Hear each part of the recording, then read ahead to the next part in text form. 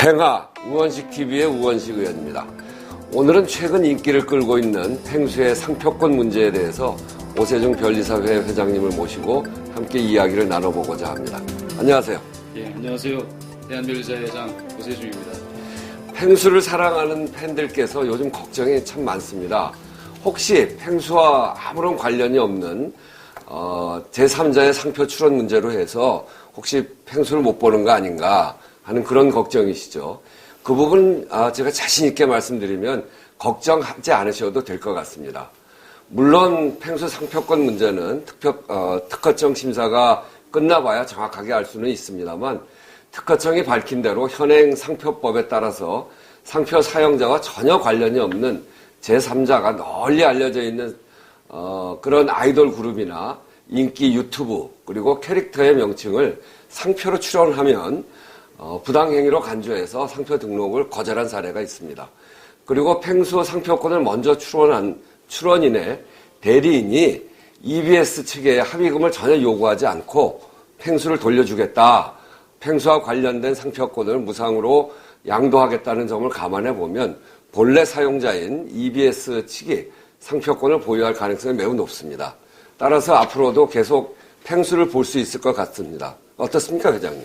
예, 우원식 의원님이 잘 말씀해 주신 내용이 맞습니다. 지금 우리나라 지금 상표법은 원래는 먼저 출원한 사람이 상표 등록을 받는 선출원주의를 좀 원칙으로 하면서도 사용주의 요소를 가미해서 타인의 어떤 상표를 모방한 상표의 등록을 막는 규정들이 촘촘하게 구비되어 있습니다. 예컨대 지금 현재 그 펭수를 모방한 상표 출원인이 지금 13개 상품류의 상표를 출원했는데 개인이 이렇게 많은 상품류의 상표를 출원할 경우에는 그 사용 의사가 좀 있는 거냐 이런 부분에 대한 확인을 거칩니다. 그래서 사용 의사가 실제 없는 거 아니냐 이렇게 해서 거절이 될 수도 있고 또 하나는 타인의 저명한 성명이나 명칭에 대한 모방 또 타인의 주지상표에 대한 모방, 또 타인의 저명상표, 그 다음에 또 특정인의 상품 출처 표지로 알려진 어떤 상표와 동일 유사한 상표를 사용해서 혼동을 유발하는 경우, 그건 수요자 기만 염려가 있는 상표라고 해서 등록을 거절하고 있고요. 또 하나는 이미 국내나 또 해외에서 특정인의 상품 표지로 알려진 상표와 동일 유사한 상표를 부정한 목적으로 부당한 이익을 얻거나 타인의 어떤 그 손해를 가하려는 목적으로 등록하는 경우에는 그런 경우에도 역시 등록을 받을 수 없도록 규정하고 있습니다. 그래서 이런 부분들이 어떤 상표법의 규정이나 특허청의 상표심사 실무에서 그동안 일관되게 적용이 되어 왔고요.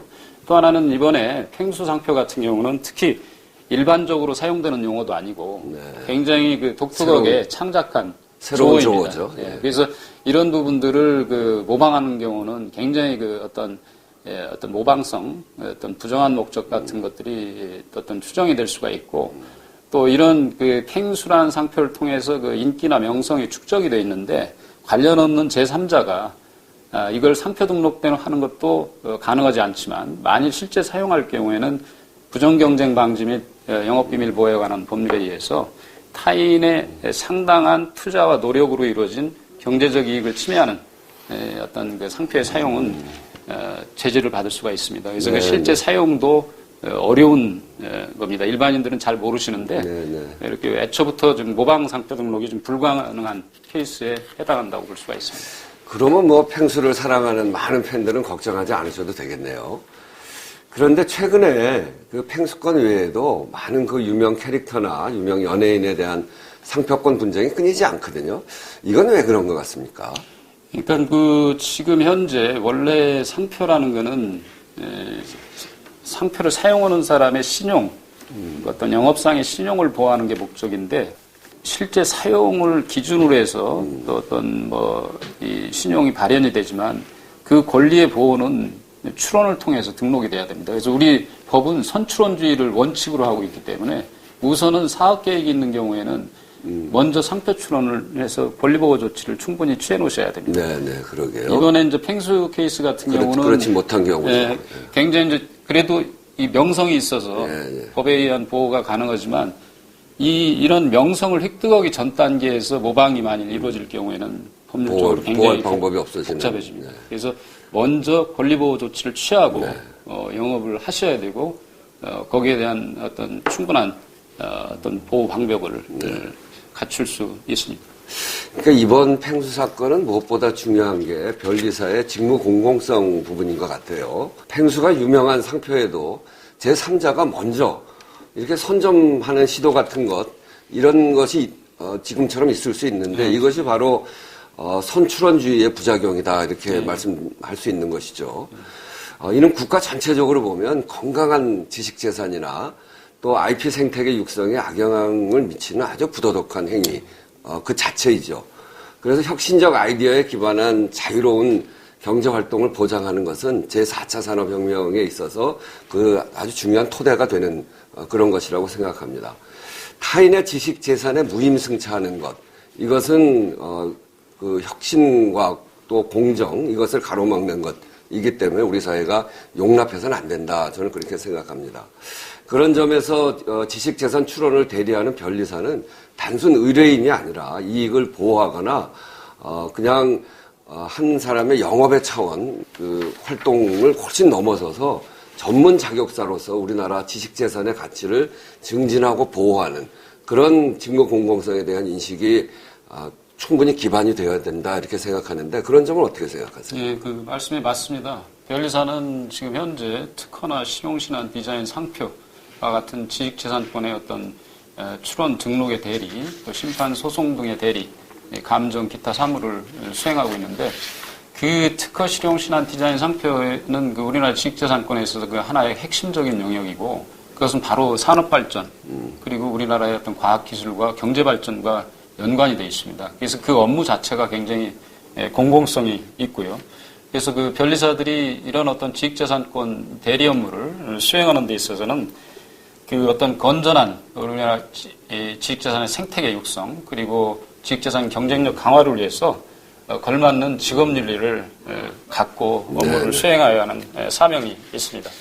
그러나 현재 지금 우리나라 대한변리사의 어떤 그 변리사들에 대한 어떤 그 사명이나 공공성, 그 직업윤리 준수 규정을 살펴보면은 현재 변리사법에 어떤 변리사의 사명이나 공공성에 관한 내용 자체가 없습니다. 또 하나는 변리사회가 회원들이 만일 문제의 어떤 위법행위나 어떤 비윤리적인 행위를 할 경우 회원 자격에 대한 징계는 할 수는 있지만 변리사 자격 자체에 대한 징계권은 현재는 없습니다. 법적인 징계권은 없고 그거는 회원 징계를 한 다음에 특허청에 징계 요청을 해야 되는 상황입니다. 그래서 실제로 변리사회가 어떤 그 변리사 회원들의 어떤 직업윤리 준수나 그 위반 부분에 대해서 엄격하게 자정 기능을 수행해서 어떤 회원들한테 윤리 규정을 준수하도록 촉구한다든가 징계를 할 수 있는데 징계를 하는 데 있어서 좀 현재는 한계가 있는 상태고 그런 부분들을 바로 위해서는 현재 변리사법 개정이 절실한 상황입니다. 네, 그렇죠. 그 변리사법은 그 처음에 제정된 이후에 법 개정이 거의 된 바가 없습니다. 그래서 미비점이 상당히 많이 있고요. 그래서 현재 시대상을 잘 반영하고 있지 못하다는 게 이제 제 판단이었습니다. 그래서 변리사의 공공성과 전문성을 강화할 수 있는 그 법안을 발의하게 된 거죠. 이게 이제 바로 그 법안인데요. 변리사법 일부 개정 법률안. 그래서 이 변리사 직무의 공공성이 왜 중요한가라고 하는 점은 마침 이번 팽수 사건을 통해서 우리 사회가 잘 인식하게 된 것 같습니다. 예, 그렇습니다. 저희 변리사회는 이번 팽수 사건의 본질이 변리사의 직무 공공성에 관한 어떤 내용들을 갖다가 명확하게 드러내줬다고 생각하고 있습니다. 의원님이 그 대표 발의하신 법안이 만약 시행이 되면 이런 팽수 사건 같은 것들은 사전에 예방할 수 있었을 것으로 기대하기 때문에 저희가 이제 지금 원식 의원님이 발의해 주신 변리사법 개정안을 팽수보호법이라고 지금 명명하고 있습니다. 이번 사건을 계기로 이 팽수보호법이 빨리 국회 심의를 통과해서 변리사 서비스의 어떤 질적 향상과 함께 시장에서의 어떤 공정한 경쟁 또 이런 것들이 또 지식재산이 어떤 건전한 토대 위에서 경쟁력이 강화되고 권리가 보호될 수 있도록 하는 기반이 갖춰졌으면 하는 바람입니다. 제가 법을 낼 때는 생각을 못 했었는데, 마침 펭수 사건이 이렇게 벌어지면서 제가 낸 이 변리사법 일부 개정 법률안이 펭수보호법이라는 이름을 갖게 된 거는 아주 저도 기쁘게 생각합니다. 이 점에 대해서는 펭수 팬들께서도 충분히 이해하실 것이다 이렇게 생각하고 많이 호응을 해주셨으면 감사하겠다는 말씀드립니다. 펭수보호법은 앞에서도 말씀드렸듯이 변리사의 직무 공공성 그리고 전문성을 강화하기 위한 그런 법이죠.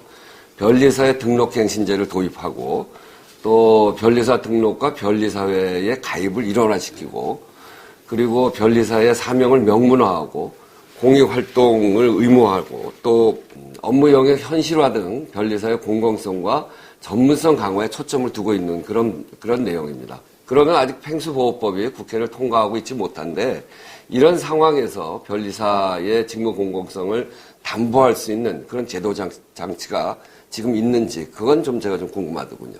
예, 지금 그게 문제인데요. 지난해 말 기준으로 현재 전체 변리사 중 40%가 넘는 약 4천여 명이 등록 변리사들이 변리사의 가입 의무를 다하지 않고 있습니다.